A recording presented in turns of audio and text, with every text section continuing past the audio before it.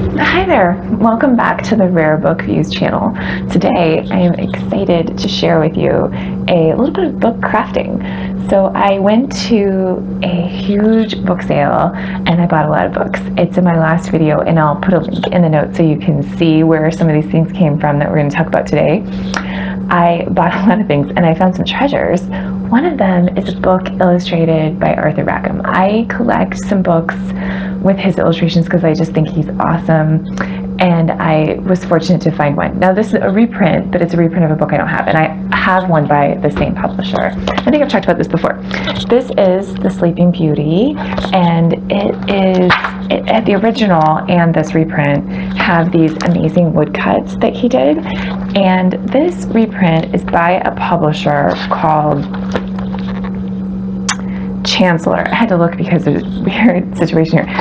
Chancellor Press, and the copyright page says it was printed in Hong Kong, which is kind of interesting. This format, I've seen this before in different things, this size with this inset, and this is new. This is not the original version of the book, but it's pretty nice, and I like having this. I have not found another Sleeping Beauty. This is a very desirable title, so I have not found an affordable one, but I love having this. So at the book sale I went to, I found Cinderella, same format, except not, because it's a different publisher. It's Exeter, also printed in Hong Kong. So I think this is actually the same physical printer, but it says it's by a different publisher. Really cool woodcut. So I'm excited to have this. This was $4, I think, at the book sale. It's worth more than that, not a ton more, but it's worth quite a bit to me because I want to have it on my shelf as a placeholder until I find the fancy version. The dust jacket has seen better days. When I was at book sale, I worked at Barnes & Noble in high school, college, and we used to call this handling wear. It's just been handled a lot. There's nothing really wrong with it, but the dust jacket, it's a little bit riffled here, which makes me think either it's been scraped along something or it's not handled very carefully. There's a small tear here. There's a price sticker. So I'm going to try to take this off, and then just like Sleeping Beauty, I'm going to put a protective cover, a Mylar type cover on this dust jacket to keep it fresh looking. I think they look a little fancier. A friend of mine who's been collecting longer than me, she introduced me to the archival cover at some point, and it is really fun to put it on. It makes it feel like, oh, I found a really important thing to add to my collection, but it also keeps the dust jacket safe, which is why it's the same thing that a library would put on a dust jacket. The other reason that they come in really handy is this book, which I talked about in the video. It's really interesting. It's by a woman who published the family memoir, I think. Her mother had an affair with President Harding, and they tried to suppress this book, but that didn't work. So this is a little bit rare, and this happens sometimes at book sales. It came with the dust jacket, which is in pieces, and they put it in this very nice bag, I don't know, cover. So it's in pieces and it looks like a jigsaw puzzle. If I have enough of it, I can put it back together and put it in the cover, and then it'll be almost the dust jacket. I have researched this, I always do when I'm not going to keep a book. How much is it worth? And this book sells on eBay for probably between, looks like $20 to $40, and on the websites where books are sold, Alibris, A-books, things like that, they're listed for $100 or so. So it is a rare book and it is valuable, but I have not found an example with the dust jacket. So that might help the value, which might help my hobby. And this is an example. There are several companies that make these, the archival covers. They come in a ton of varieties and sizes. I buy mine from a company called Brodart, and it makes me feel very fancy because they provide supplies to libraries. I'll put a link in the notes as well, and they have a lot of different kinds. This one I really like because it has you'll see, I'll show you how to put it on. It has these affixed almost stickers instead of putting on tape and getting it right. It's already set up for you, so that it probably costs a few more cents. They sell them in quantities of 25 or 100. I usually buy 25. This doesn't come up that often for me, but you can also buy them. People buy the 100 and then will sell them as maybe 50 or in smaller quantities on eBay, but then they are making a profit. So I suggest getting it directly from Brodart, and buying the right number for you. But there are other companies, like I said, so let's do an experiment. Okay, now this is the challenge. This one is, we're gonna Frankenstein. Okay, now we have our tough customer. This is our nice book, and it's actually got this almost reflective material. And then here is our dust jacket in pieces. Let's see how we will Frankenstein this guy back together. This looks like the back. There's quite a bit of the dust jacket here. Okay, well, it looks like this material, this is a very brittle paper, so I can see why it didn't really survive, and now I understand why the ones that I've seen in my research that have sold, there have not been any with dust jackets, and now I understand why, because I'm surprised this guy's still around. Okay, well, we want to do our part, keep them ticking, so I'm not sure how this lines up. Let's see. It's about 9. What? Okay, so the fold should be here. Oh, this guy must be higher. Oh, okay, so that looks like that.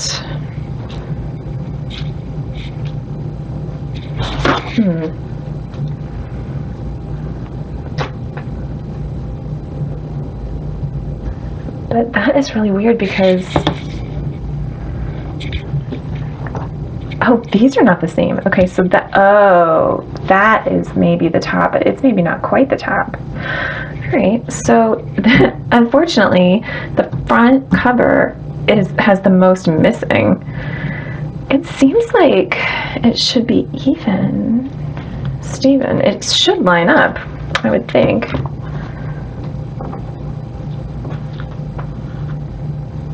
About there, but that overlaps. So I'm just gonna have to guess that that goes there, and I'll try to remember these are not symmetrical.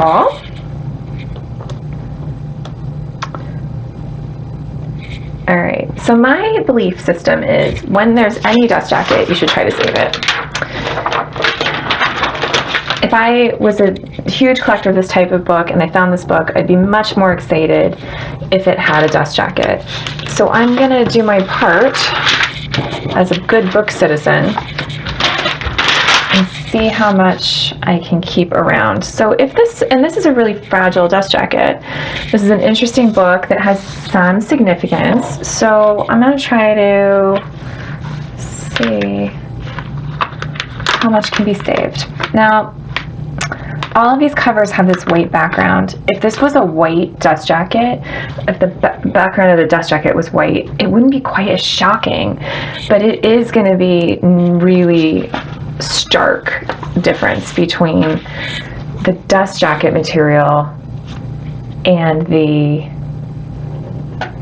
Brodart background. So I will be interested to hear what you think. If you were going to buy this book, would you be happier that it had any kind of dust jacket? Or is the Frankenstein effect going to take away from it for you? This looks like it must be the bottom border. And this, I think, should go under this. Like so. This is really staticky, so it really wants to kind of cling to the paper, which I'm hoping will make it a little bit easier. I have done this kind of surgery before, but not ever on something so brittle. Okay, there we go. It's looking good.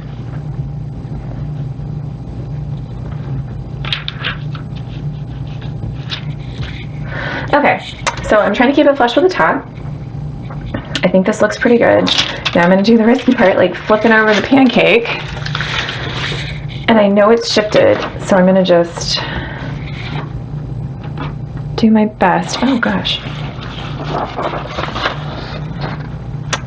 Yeah, this is overlapping a little bit, which is probably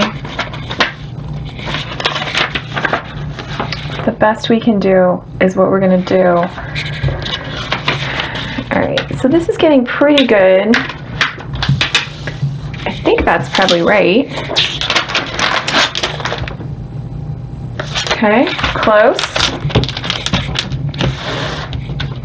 Okay, and I'll remind you, this needs a little bit of room to relax over time, so don't pull this too tight, because the plastic is going to sort of relax. Looks pretty good to me. Alright. So like I said before, I like to start in the middle. And I keep checking to make sure these are kind of even. I have definitely gotten these crooked. You can do a little trimming. This is on the inside of the book and on the inside of the jacket, so it's okay if it's not perfectly flush and meticulous. Alright, we're getting there. Oh, you're right, I have a little bit of, okay.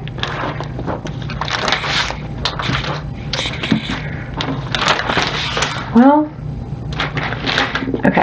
So like I said, I generally think a dust jacket is better than no dust jacket.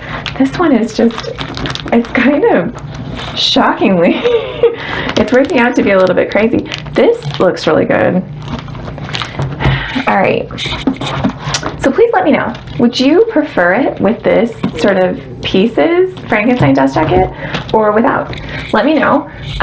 Definitely think about putting these covers on your special books that have dust jackets that you want to keep nicer and look special. Let me know if that works out for you. Let me know if you enjoyed this video and if you want more how-tos about how to take care of your books, and subscribe if you're interested in the channel. Leave me a comment if you liked this, and happy reading!